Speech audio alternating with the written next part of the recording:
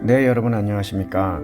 오늘의 프리미엄 서비스는 지난 며칠 동안 제가 중국에 관한 이야기를 많이 했었는데요. 그거에 아마 마지막이 될 것 같은데 오늘은 이제 관시에 대해서 설명을 드리겠습니다. 이 관시라는 건 무엇이냐? 우리나라도 관시가 있고 일본도 관시가 있고 전 세계 어느 나라 다 관시는 있습니다. 약간의 차이가 있을 뿐이라고 보는데요. 일본 말도 쯔낭아리라고 해서 쯔낭아리가 있다 없다에 따라서 커넥션이 있냐 없냐 이렇게 얘기를 하는 거거든요. 한국도 있잖아요. 지연, 학연, 혈연, 어느 학교 출신, 어느 동네 출신 뭐 이런 거 나오잖아요. 중국도 관시가 있는데 이 관시는 조금 우리랑 또는 다른 나라랑은 좀 다르다고 봅니다.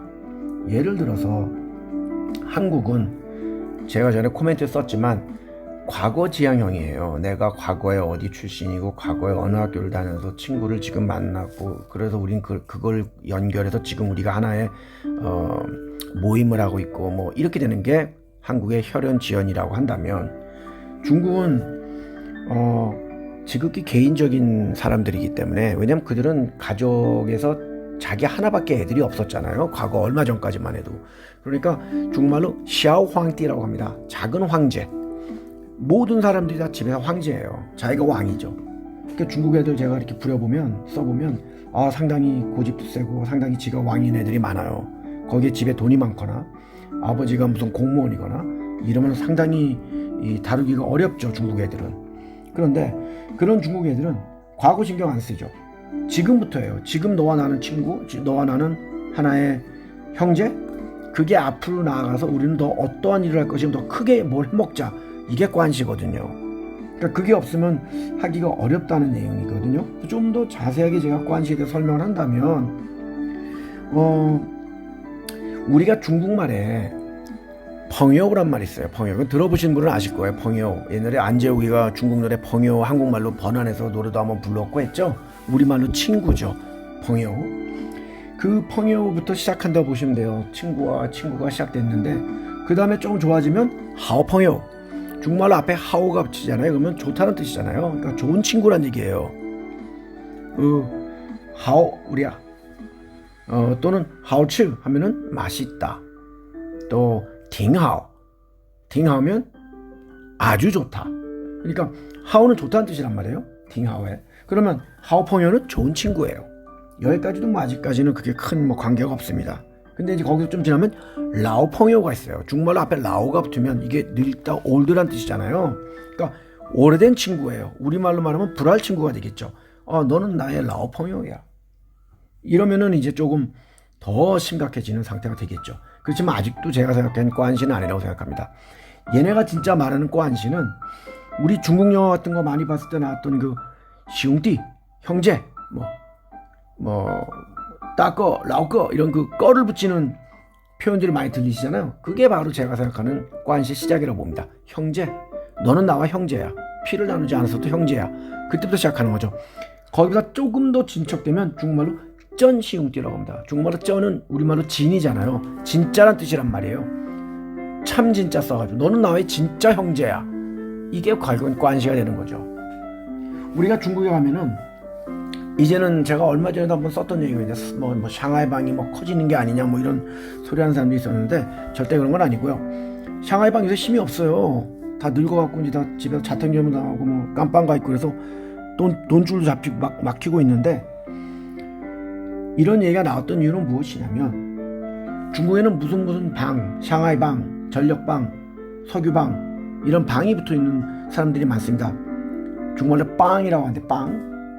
샹하이 빵에는 큰 넓은 걸로 샹하이 빵이고 그 아래 여러 개파가 있어요. 그 중에 하나가 예를 들어서 지금은 죽었습니다만 중국의 총리 리펑이라고 있죠. 그 리펑의 아들 딸들이 중국의 전력을 가지고 있어요.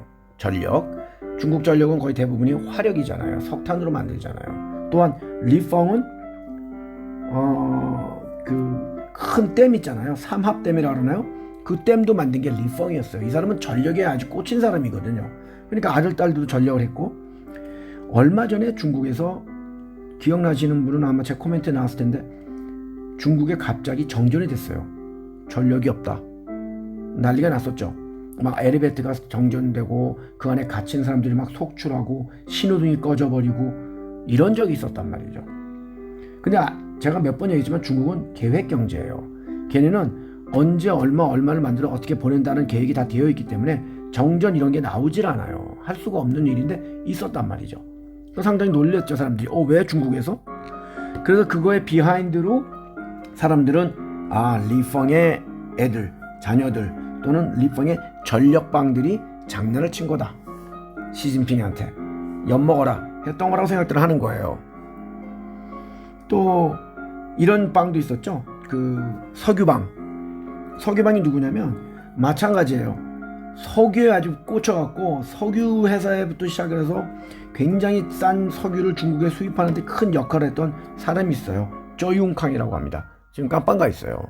뭐 부정부패 이렇게 해가지고 원래 공산당 그 당간부 높은 사람이면 절대 아무 잘못을 저도 깜빵 가지 않는다라는 불문율이 있었는데 그 불문율을 깬 사람이 저윤캉입니다. 이 저윤캉이 지금 깜빵 가 있을 정도니까 이 사람 바로 석유방이거든요.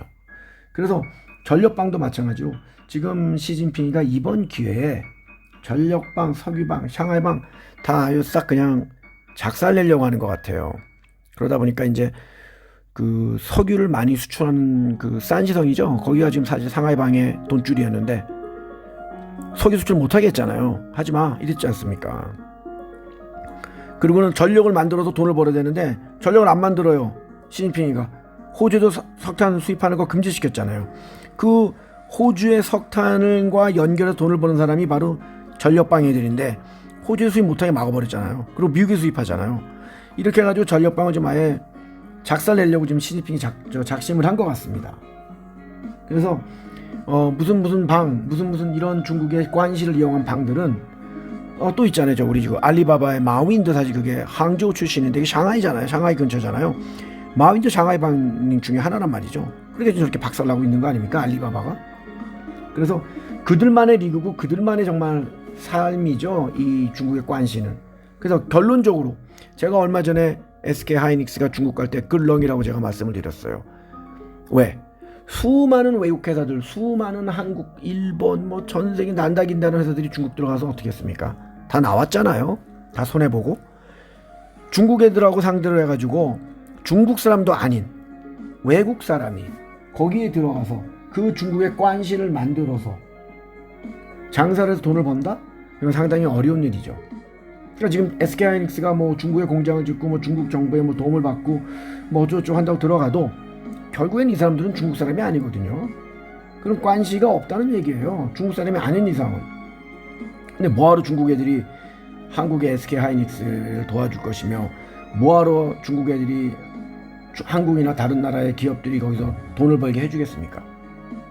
관시를 모르는 사람들이 하는 생각하는 이야기죠. 그래서 저는 SK하이닉스 사람도 좋다고 하는데 솔직히 저는 굿럭이라고 하고 싶습니다. 오늘은 아주 간단히 중국의 관시에 대해서 설명을 드렸고요. 또 재미난 내용 있으면 연락도 드리겠습니다. 감사합니다.